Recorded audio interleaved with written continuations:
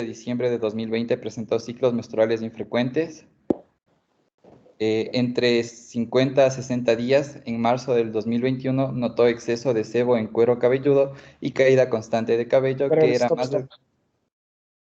Entre 50 a 60 días. Eso quiere decir que pasaba menstruando 50 a 60 días. No, doc, o sea, de una menstruación, Cada. el ciclo fue de entre 50 a 60 días. Pero si tú dices que el ciclo fue de 50 a 60 días, estás diciendo que la menstruación duró 50 a 60 días. No, entre un ciclo y otro ciclo hubo un periodo de 50 a 60 días. Cada 50 a 60 días. Ya, sigue. Ya, eso fue, bueno, en marzo de 2021 notó exceso de sebo en cuero cabelludo y caída constante de cabello que era más evidente en zona bitemporal superior y corona. Adicional a esto, en julio del 2021 presentó erupciones cutáneas de tipo nódulo quísticas en mejillas y frente. Con este cuadro clínico, el 6 de agosto de 2021 acudió ginecólogo particular donde se le diagnosticó síndrome de ovario poliquístico, por lo que se le recetó drosperinona de 3 miligramos y etinilestradiol de 0,03 miligramos, rosina CD cada día por 6 meses y se agendó próximo control dentro de 6 meses. A ver, Eh, espera. No le hicieron ecografía a esta paciente. no, Seguro. Un ginecólogo diagnosticó síndrome de ovario poliquístico sin ecografía.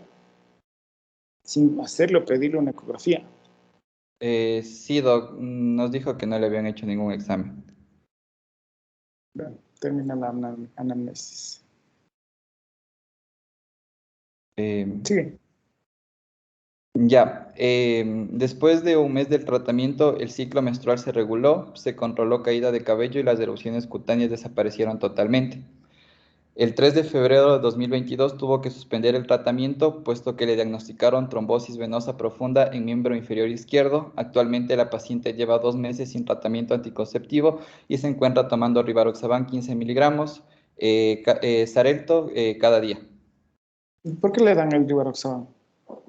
porque es anticoagulante, doc, y por lo que está ahorita con el cuadro de trombosis venosa profunda. Ya, trombosis venosa profunda. O sea que ustedes dicen que la trombosis venosa profunda es por el ovario poliquístico. Posiblemente sea la causa el tratamiento, doc, como estuvo con anticonceptivos orales. Bueno, podría ahí tener un poco de sentido. A ver, vamos a ver. Déjame ver dónde está mi hojita ya. Aquí está. Entonces, tú dijiste que eras Christopher Gavilanes, ¿no es cierto? Sí, doc, así es. A ver, Christopher, hasta este punto de la historia clínica, ¿tiene o no tiene ovario poliquístico esta paciente? Síndrome de ovario poliquístico. Sí tiene, doc. Ya. Vamos a ver si tus compañeros están de acuerdo. Adriana Basantes, ¿tiene o no tiene ovario poliquístico en este punto del paciente? Ah, no, perdón, estoy mal. Benítez, ¿no? Dayana Benítez. Dayana Sí, doc. Benítez. Sí, doc, sí tiene. ¿Tiene o no tiene? Ya. Y finalmente, Dani Simba, ¿tiene o no tiene ovario poliquístico esta paciente hasta el momento? Sí, sí tiene. Sí tiene. Ya. Alguien que diga que no tiene ovario poliquístico, que quiera ganarse un 10 gratis de todos los que están ahorita en clases.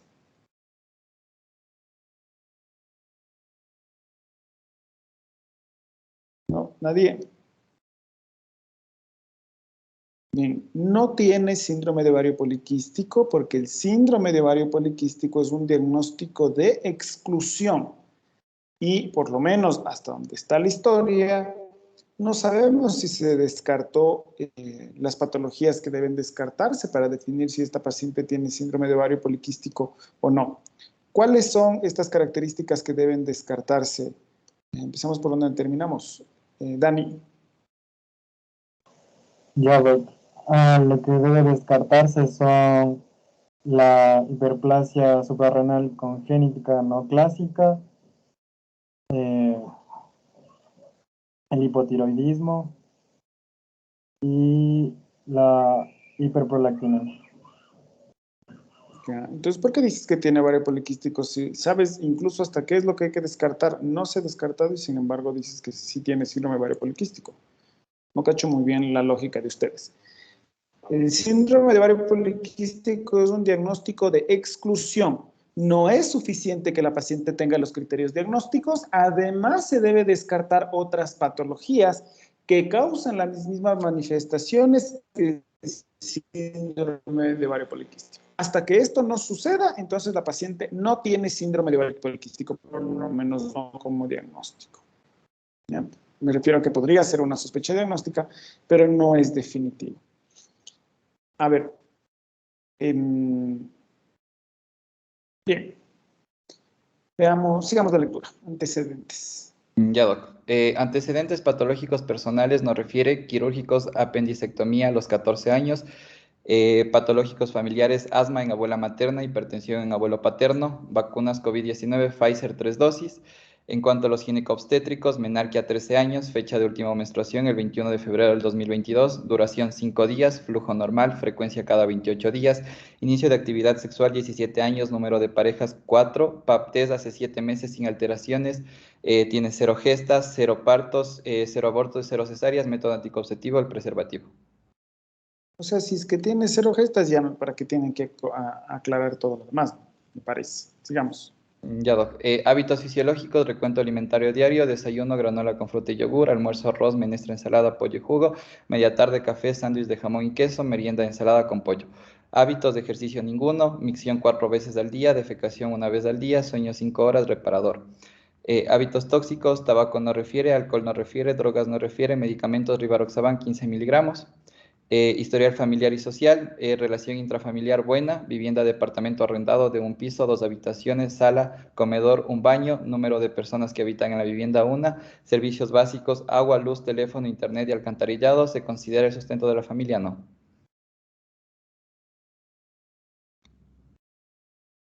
Ya. Al examen físico, los signos vitales, presión arterial 110/80, frecuencia cardíaca 80 latidos por minuto, frecuencia respiratoria 18 respiraciones por minuto, temperatura 36.5 grados centígrados, saturación 96%, peso 64 kilogramos, talla 1.68 metros, índice de masa corporal 22,7, perímetro de cintura 76 centímetros, perímetro de cadera 95 centímetros, índice de cintura-cadera 0,8. Al examen físico regional, paciente orientada en tiempo, espacio y persona, Glasgow 15/15, piel y faneras, piel hidratada, uñas delgadas y cortas, cabeza normocefálica, implantación adecuada de cabello, no seborrea, cara seborreica con predominio en zona frontal, surcos nasogenianos y mentón, presencia de lesiones nódulo-quísticas en mejillas y barbilla, los ojos, pupilas disocóricas y normorreactivas a la luz y acomodación, escleras anictéricas, conjuntivas rosadas y húmedas, la nariz, fosas nasales permeables, boca sin patología aparente, cuello sin presencia de nomegalias, pulso carotidio presente, glándulas tiroideas no visible, no se siente a la palpación y no hay presencia de nódulos, tórax simétrico con expansibilidad conservada, corazón, ruidos cardíacos sin alteraciones, sin presencia de soplos, pulmones, murmullo vesicular conservado en ambos campos pulmonares, sin ruidos sobreañadidos, abdomen suave, depresible a la palpación, sin dolor y ruidos hidroaéreos conservados, extremidades superiores sin signos patológicos, extremidades inferiores sin signos patológicos. La escala de Ferryman y Galway, no valorable en labio superior y línea alba y otras zonas andrógeno dependientes sin vello. Ya, hasta ahí está. Bien, entonces, aquí solo una cosa, el diagnóstico presuntivo, ya les he dicho, y otra vez, si ustedes ponen así, dan la impresión de que piensan que el paciente tiene todo eso al mismo tiempo. Es decir, por ejemplo, esta paciente, por poner un ejemplo, podría tener el ovario poliquístico, hipertensión y osteoporosis, por decir alguna cosa. Entonces, ahí se pone como ustedes han mostrado. No pienso que tiene esto, pienso que tiene síndrome de ovario poliquístico, aunque podrían ser estas otras patologías. Porque si tuviera otra cosa, por decir algo, hipertensión arterial, o si tuviera, qué sé yo, COVID-19. COVID-19. Ahí se pone como otras enfermedades, pero no es el caso. Aquí piensan que tiene una de estas patologías. Bien. ¿Le pedimos o no le pedimos ecografía para ver si tiene síndrome de ovario poliquístico, Christopher? ¿Necesita o no necesita? En este caso no necesita, doc, la paciente una ecografía, ¿Por qué no?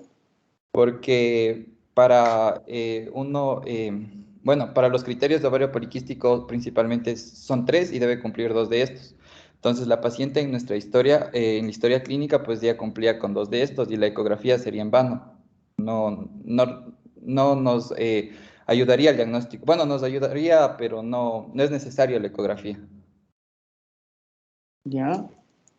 ¿Qué opina la chica de arriba? Dayane. Sí, Doc, igualmente, como ya tenemos los dos criterios, ya no sería necesario. Ya. Bien. Por lo menos en ese lado estamos bien. Ya tiene los otros criterios, entonces no necesita una ecografía, no importa que tenga o no tenga la morfología de varios poliquísticos. De todas formas, tendría síndrome de ovario poliquístico. Es lo peculiar de este síndrome. Se llama síndrome de ovario poliquístico, sin embargo, de lo cual no se requiere la morfología de varios poliquísticos para hacer el diagnóstico. Y por el otro lado, la vasta mayoría de mujeres con ecografía, con morfología de ovario poliquístico, no tiene síndrome de ovario poliquístico. Menos aún los pacientes que ni siquiera tienen una verdadera morfología de ovario poliquístico. Por cierto, Dayane, ¿cuál es la morfología de ovario poliquístico? En la morfología del ovario poliquístico deben presentarse más de 12 folículos de 2 a 9 milímetros y que tengan un volumen de 10 centímetros cúbicos. Y que tengan, o sea que si es que tiene los folículos, pero no tiene el volumen, entonces no tiene ovario poliquístico. Digamos, tiene una ecografía con todas las características, más de 12 folículos, 15 folículos, de entre 2 y 9 milímetros, pero el volumen ovárico es 6 centímetros cúbicos. ¿Tiene o no tiene ovario poliquístico? Doc, era O volumen de 10 centímetros cúbicos, perdón. ¿Y o qué mismo? O. Entonces, O, no se equivoquen, es O, la morfología. ¿Ya? Bien.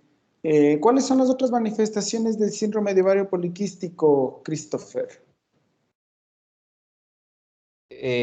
Ya, Doc, las otras manifestaciones, pues, eh, puede haber, en nuestro caso o en general, Doc. En general. Puede haber hiperandrogenismo, que este se va a manifestar como hirsutismo, acné, alopecia androgénica y seborrea en el cuero cabelludo. También puede haber la oligamenorrea, bueno, anovulación o crónica, y esta se va a manifestar como oligoamenorrea, que es lo del periodo, que entre periodo de menstruación va a ser más o menos de 45 días entre un periodo y otro. ¿Cómo es eso de más o menos? No entiendo. O sea, tiene que ser mayor a 45 días, loco. O sea, que menstrue cada 4 meses, que entonces se considera oligomenorrea. Eh, a ver, en 4 meses. Sí, Doc. A ver. No. De más de 4 meses ya no sería porque es de 45 a 90 días nomás. Ya no Lo es que nosotros. amenorrea, ya no es oligomenorrea, entonces ya no es criterio diagnóstico. eh, sí sería, Doc, si es que menstrua más de 40. O sea, no menstrua 4 meses. Entonces, ¿qué mismo? Dijiste hasta 3 meses, luego dices hasta 4 meses, no te entiendo. A ver, ¿qué mismo? O sea, se manifiesta como una anovulación crónica. Si es que, o sea, puede ser como una oligomenorrea o una amenorrea, Doc. La oligomenorrea va de 45 a 90 días y si es que es más de 90 días sería una amenorrea. Mm, Bueno, bien. ¿Cuál es la fisiopatología del síndrome de ovario poliquístico, Dani? Ya, Doc. Hay, De ¿usted esta sabe paciente, perdón. de esta paciente? Ujú. Ya, Doc. En esta paciente, como es una paciente normopeso, su fisiopatología dependería de aumento de las pulsaciones en la GNRH, lo que aumentaría Pulsaciones, así dice Guyton, las pulsaciones.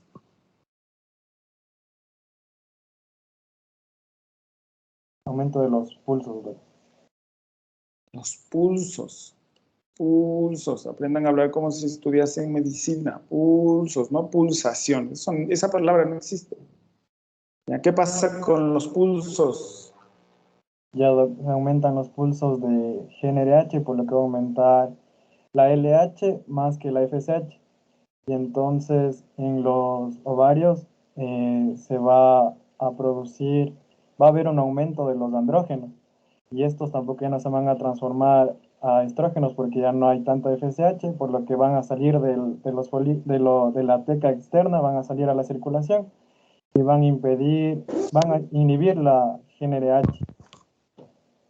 ¿Ya? Y Y ya no entonces, va, ya no va a haber va a haber la oligoanovulación. ya. Bien, eso explica la oligoanovulación.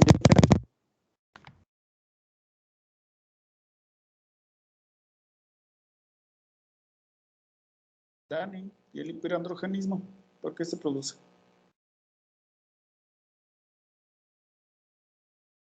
Lo que es las otras manifestaciones se explicarían por lo Yo que no hay pregunto por las aumento, otras. El hiperandrogenismo, ¿por qué se produce?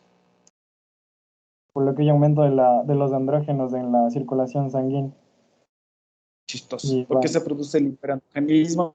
Muchos andrógenos. Eso es hiperandrogenismo, pero ¿por qué hay muchos andrógenos?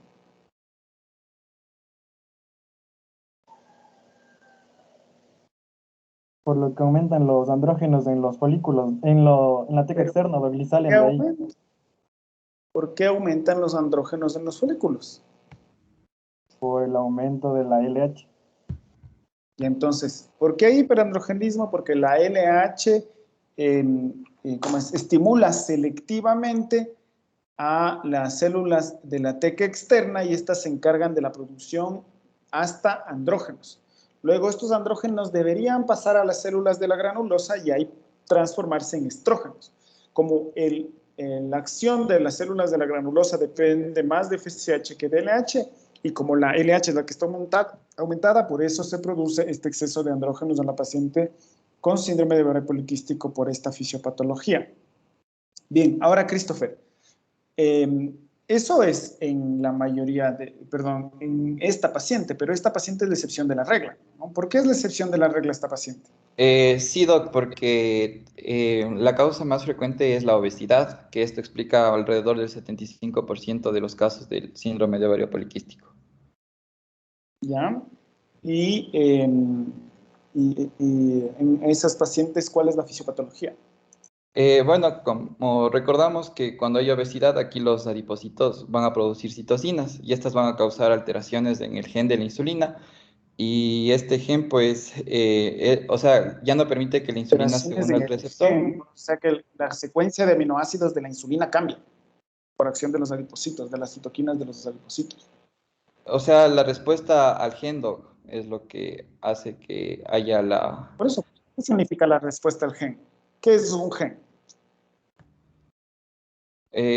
un gen es la unión de ADN con eh, A ver, inhala, exhala, porque no puede ser que cometas errores. Estás en séptimo semestre y no sabes lo que es un gen. O sea, ya sé eh, que a veces cometen errores profundísimos, pero eso es una cosa del colegio, ni siquiera es de la universidad. ¿Qué es un eh, gen? bueno, el gen va a ser el ADN más la unión de una proteína, No, Doc. ¿qué es un gen? No, no, cualquier tontería estás diciendo. ¿Qué es un gen, Dayane?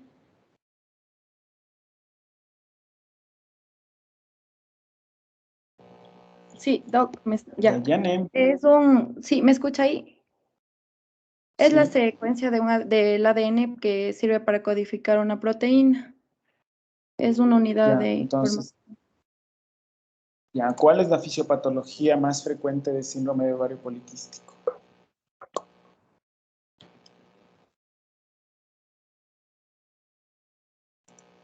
Dayane, O sea, en lo de la obesidad me dice Doc.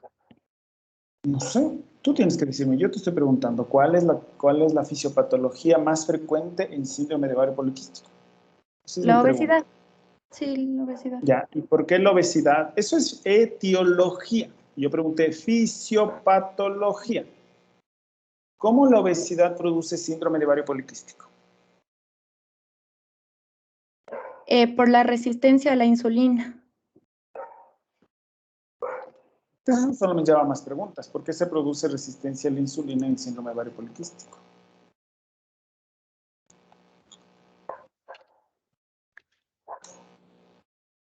O sea, sería lo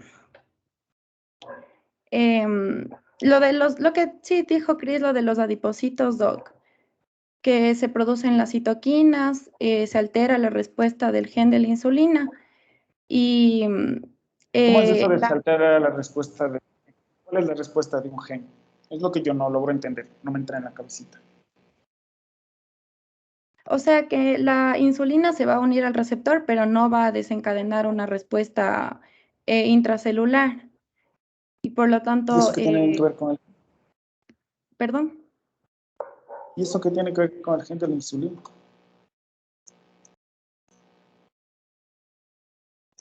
Dices que el gen es a ver, vamos desde ahí. ¿Qué es un gen?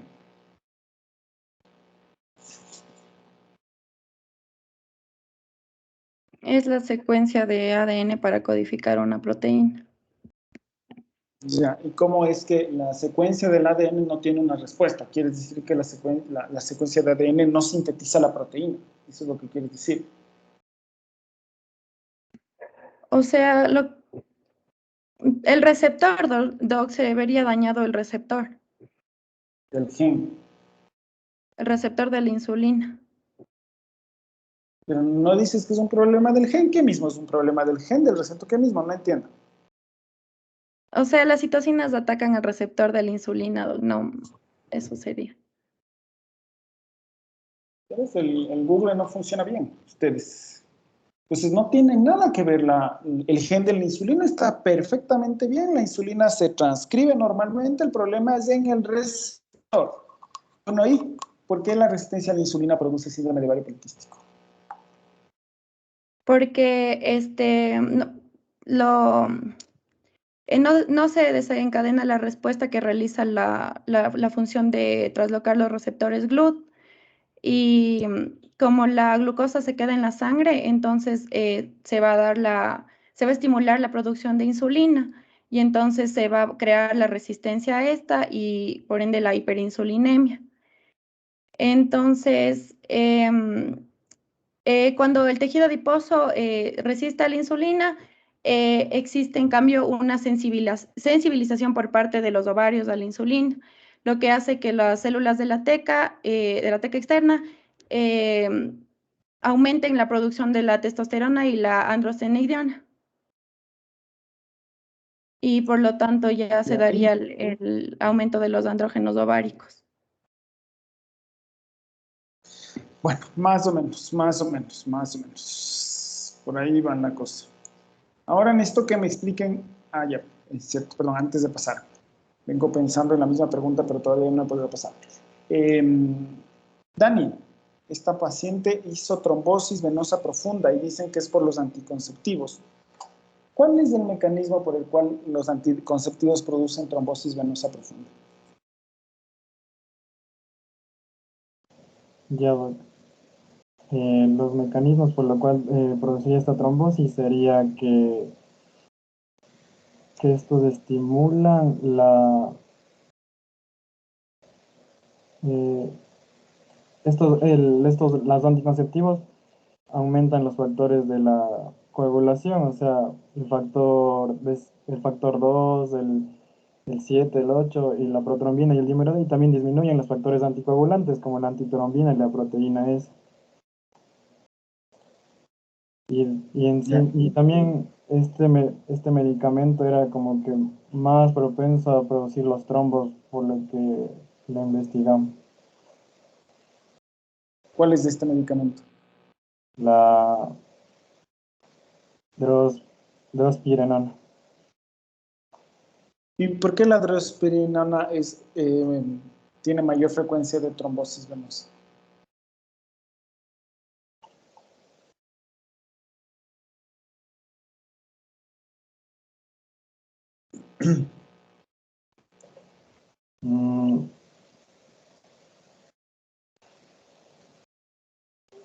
Solo, ¿Por qué?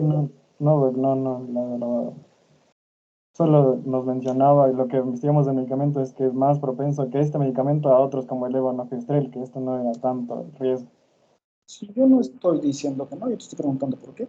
Tu paciente que hizo trombosis venosa profunda.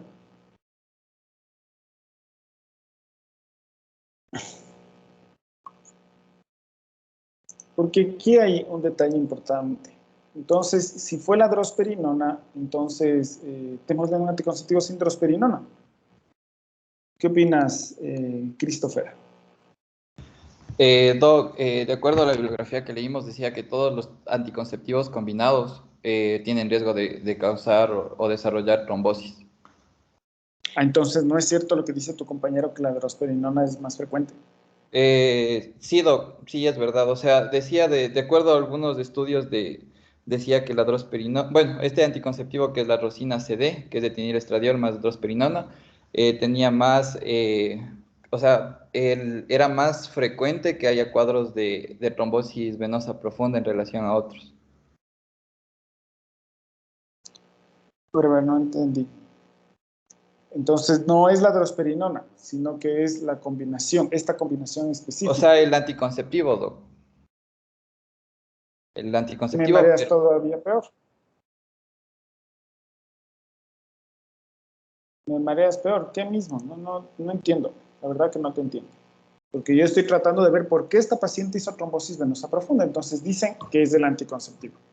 Pregunto por qué. Tu compañero dice que es por un incremento en los factores, en la cascada de coagulación.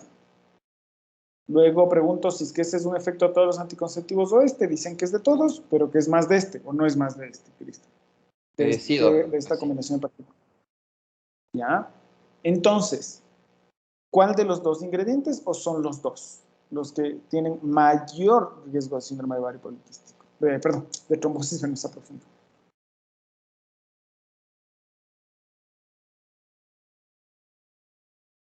Christopher. Eh, es el progestágeno, Doc. Que sería O la sea, drosperinona. O sea, porque decía que otros anticonceptivos que tienen, por ejemplo, el levonorgestrel en vez de drosperinona, tenía una proporción menos de formación de trombos. entonces le cambiamos a otro que no sea este, ¿no? Yo creería que no, Doc, porque todos los anticonceptivos combinados pueden causar como complicación adversa la formación de trombos. Entonces no es la drosperinona. Bueno, entonces, ¿por qué este en particular causa más, con mayor frecuencia, trombosis venosa profunda? Como tal, no explicaba un mecanismo, Doc, por qué, pero solo decía que hay mayor ¿Quién dice? proporción. ¿Quién dice? Claro que está explicado por qué. Hay una teoría, y que ya no voy a seguir preguntando porque ya deberían de haber googleado. Entonces, claro que hay una teoría de por qué la drosperinona específicamente produce más trombosis venosa profunda que otros progestágenos. Pero bueno, más o menos, más o menos. Dani, ahora sí, algo voy a preguntar. Entonces, ¿qué hacemos con esta paciente? ¿Le hacemos bajar de peso para que mejore el ovario poliquístico?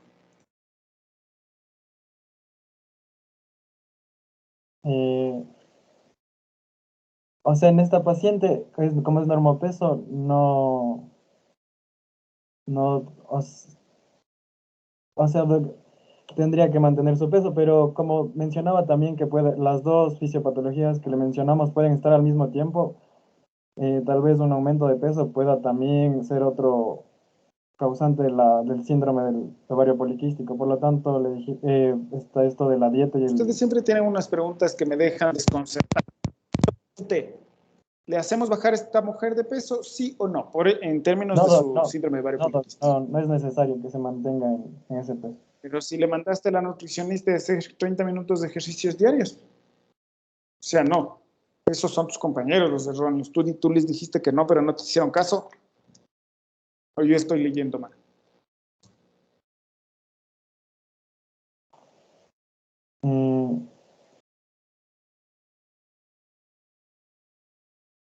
Doc, pero es que está después de lo que se resuelva el cuadro de la trombosis venosa profunda. Entonces, cuando se resuelva el cuadro de la trombosis venosa profunda, ya le podemos dar anticonceptivos. Quiero saber qué van a hacer con esta paciente para el síndrome de ovario poliquístico. ¿Qué vamos a hacer para el síndrome de ovario poliquístico de esta paciente? Tú eres Dani, ¿no? Sí, Doc. ¿Qué vamos a hacer? Le mandamos a hacer ejercicio, dice aquí la historia clínica. Le mandamos a hacer ejercicio. Ya, Doc. Lo primero sería esperar a que supere el cuadro de la trombosis, mantener suspendido el anticonceptivo y de ahí... ¿Por qué esperar que pase su cuadro de la trombosis? Entonces, ¿qué vas a hacer cuando ya hayas superado? Yo no sé qué estás esperando porque estás recién del rivaroxaban. Entiendo que no tiene dolor en los miembros inferiores, pero bueno, esperas. ¿Y entonces qué haces? Ya superó. ¿Y ahora? que revalorar cuál otro tratamiento farmacológico se puede dar para que no haya otra vez efecto adverso de la trombosis. Pero revalora, dime qué vas a hacer. ¿Cómo es que vas a revalorar? ¿Qué vas a hacer? No te entiendo. ¿A qué te refieres con revalorar? ¿Qué vas a hacer? Ya pasó el cuadro. ¿Qué hacemos? Dar otro tratamiento que no tenga alto riesgo para la trombosis venosa.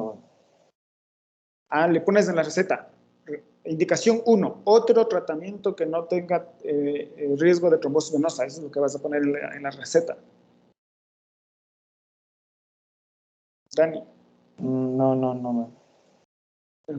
Te estoy preguntando qué vas a hacer con esta paciente. Dime qué vas a hacer. No puedes decir, le voy a revalorar. Ya, revalora. ¿Qué vas a hacer?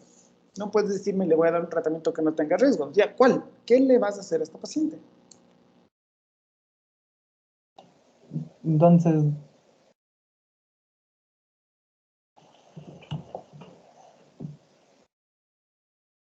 Entonces, ¿qué?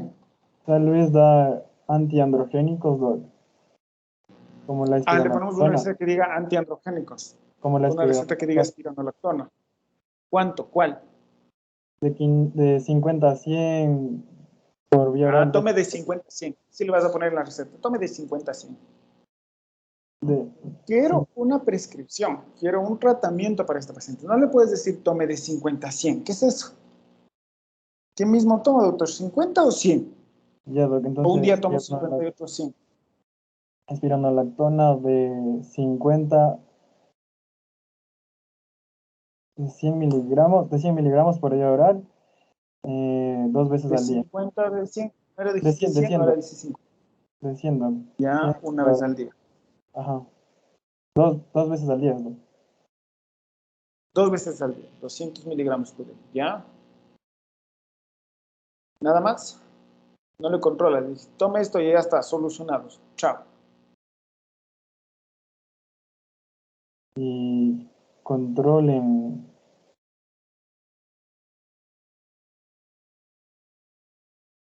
Control 3 meses, Control en 3 meses. Ya pasaron 3 meses. Buenas tardes, doctor. ¿Qué hago? ¿Sigo o no sigo el anticonceptivo? Ahí verle cómo están Perdón. más porque la paciente viene por los síntomas del acné, la alopecia y la seborrea. A ver si el tratamiento ha funcionado con estos signos que presenta. Si ha funcionado, si seguir, porque este no cura el síndrome de ovario poliquístico. Si no hablo así. Ya, a ver, bueno, doctor, estoy embarazada. Y el ginecólogo me dice que tuve el efecto adverso más frecuente de la espironolactona. ¿Cuál es? El evento adverso del medicamento que le vas a dar a tu paciente que presentaste en esta historia clínica. Este efecto adverso de la espironolactona nos mencionaba que era es teratogénico. El efecto adverso. Ah, le diste un medicamento teratogénico sabiendo que es teratogénico. O sea, digamos que quieres ir a la cárcel. Te vas a afiliar, por llamar de alguna forma, a alguna de las pandillas en la cárcel. Dayane, ¿qué hacemos con esta paciente? O sea, deberíamos informarle que debe utilizar otro método anticonceptivo.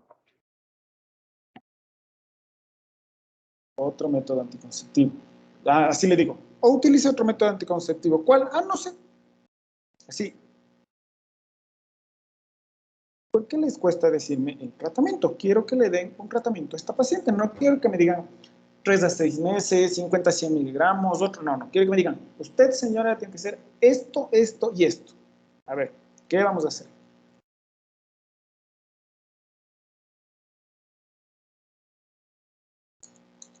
Hello, Dayane. O sea, sería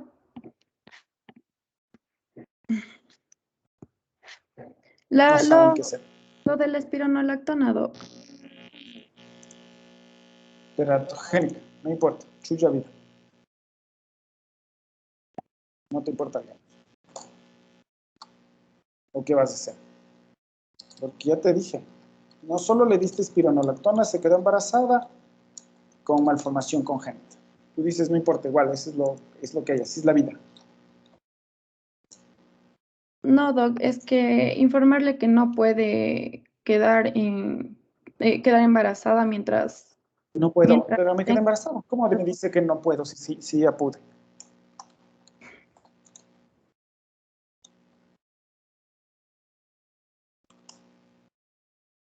¿Cómo me dices eso? ¿Cómo? No entiendo.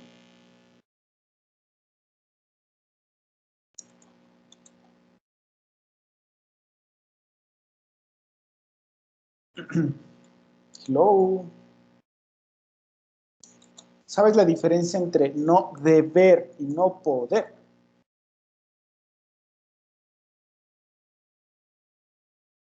Sí, doc. Ah, entonces es diferente. Usted no debe quedarse embarazada, que es muy diferente a no puede. Poder puede, pero no debe quedarse embarazada. Entonces, nunca se da a una mujer en edad fértil, obviamente, ¿no? Nunca se da un anticonceptivo, espironolactona sin un método anticonceptivo. Entonces, como están diciendo que esta paciente no puede recibir anticonceptivos hormonales, entonces hay otras opciones. Un dispositivo intrauterino con o sin liberación de levonorgestrel, o utilizar preservativo o algo más, pero esto se le tiene que decir a la paciente. No puede ser que no le digan. No puede ser que no le digan. ¿Ya? Entonces, opciones. La otra opción es derivar a un ginecólogo o un endocrinólogo. Ustedes son médicos generales. No podría ser que no decidan tomar una conducta en particular. Y es totalmente válido. Bien, la historia yo creería que bastante bien. Se nota que saben cuáles son los pilares del síndrome de ovario poliquístico, cuentan la historia de que recibió anticonceptivos, le diagnosticaron trombosis venosa profunda. Aquí, como siempre, ¿qué fue primero, la trombosis venosa profunda o la suspensión del tratamiento? El que estaba leyendo, creo que era Christopher. Sí, doc, primero fue lo que le diagnosticaron de trombosis venosa profunda y luego la suspensión del tratamiento. Pero aquí dice que primero fue la trombosis venosa, primero la suspensión del tratamiento y luego la trombosis venosa profunda. Siguen Sí, ustedes con su ahí en la forma redacción, ¿no? peculiar de llevar el tiempo. Primero, en febrero o en enero del 2022 presenta episodio compatible con trombosis venosa profunda, por lo que requiere suspender tratamiento y se le indica el rivaroxaban. Sigan el orden del tiempo. ¿Qué les cuesta seguir el orden del tiempo? En lo que no estoy de acuerdo para nada es en su diagnóstico, en su plan terapéutico, perdón. Esto se basa en el hecho de que sin esto no tengo diagnóstico. Tal como lo pusieron, no tengo diagnóstico. Y aunque lo tuviera, ¿por qué la nutrición está y el ejercicio? O sea, nunca, no estoy diciendo que le vaya a hacer mal, ¿no? Pero no entiendo, en el contexto de esta paciente que tiene un índice de masa corporal de 22, ¿por qué le bajo el índice de masa corporal? ¿Por qué le hago hacer ejercicio para el ovario poliquístico? Si no tiene nada que ver. Y O el sea, tratamiento, sí, dime.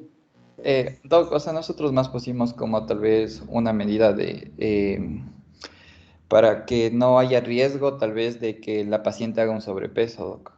Haga sobrepeso y ya Ah, tú tenga dices otro. que el síndrome, tú dices que el síndrome de ovario poliquístico causa obesidad. No, Doc, al revés. La obesidad causa síndrome de ovario poliquístico.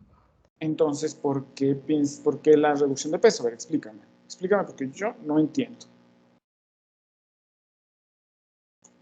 Tú dices porque va a subir de peso. ¿Para qué no sube de peso?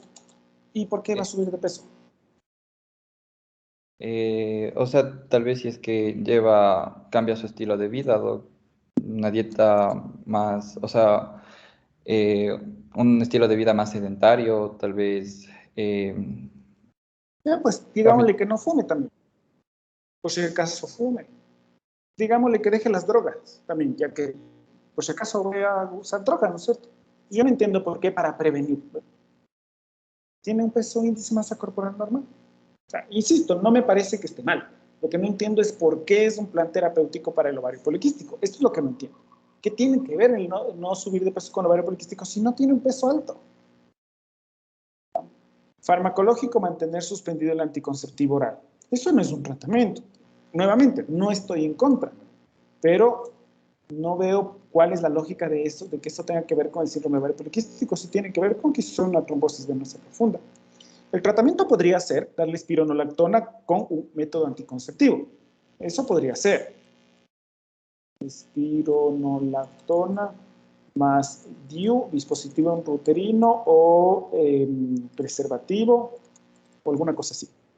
Esto tampoco entiendo. ¿Qué tiene que ver que vayan a resolver después de que tengan que vayan a decidir después de resolver el cuadro de trombosis venosa profunda? No, no entiendo. Yo no entiendo, ¿no? Y por cierto, la trombosis venosa profunda. También tienen trombosis venosa profunda, o por lo menos tuvo el antecedente de la trombosis venosa profunda. Porque en miembros inferiores ponen signos patológicos. Parece que tiene O más negativo, y aunque lo fuera, debería decir, un paciente con síndrome de ovario poliquístico, perdón, con trombosis venosa profunda. De todas formas, no me parece que está tan mal esta historia clínica. No tiene ninguna idea, no era una historia clínica tampoco tan compleja, pero les falta cosas, ¿no? Listo, preguntas.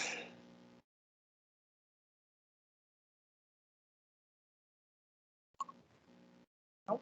Entonces nos vemos el Tengo miércoles. una Caso preguntita. clínico. Ah, no, no Claro. olvídalo. No sé si es que puedo hacer esta pregunta, pero podríamos darle metformina aquí. ¿Para qué?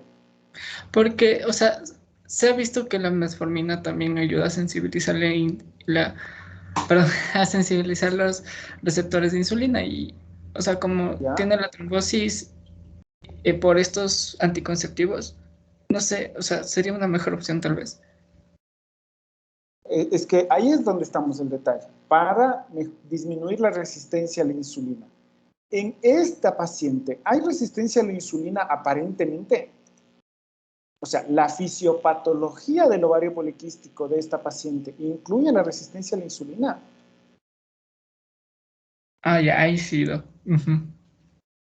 No tiene. ¿Por qué le íbamos a dar metformina si no tiene resistencia a la insulina? No parecería tener. Tiene un peso normal. ¿Cómo iba a hacer resistencia a la insulina?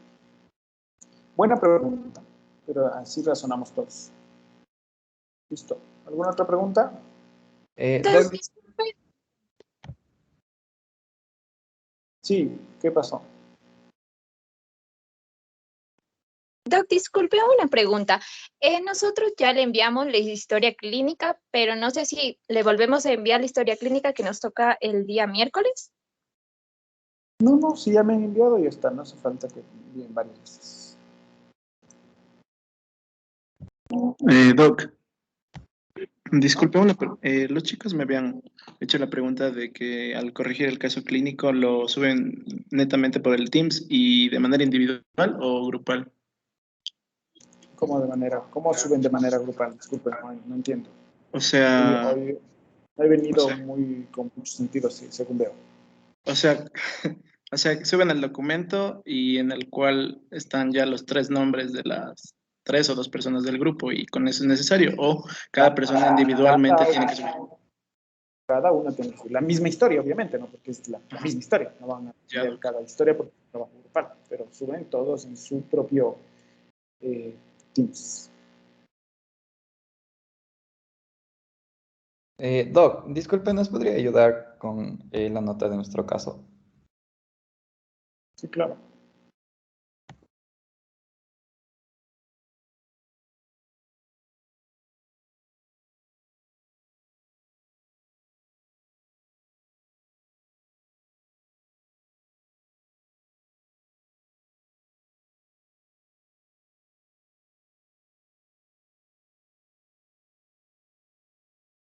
Ahí está ya la comentar.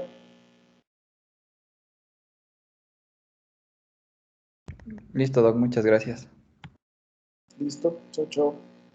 Gracias, Doc. Chao, chao.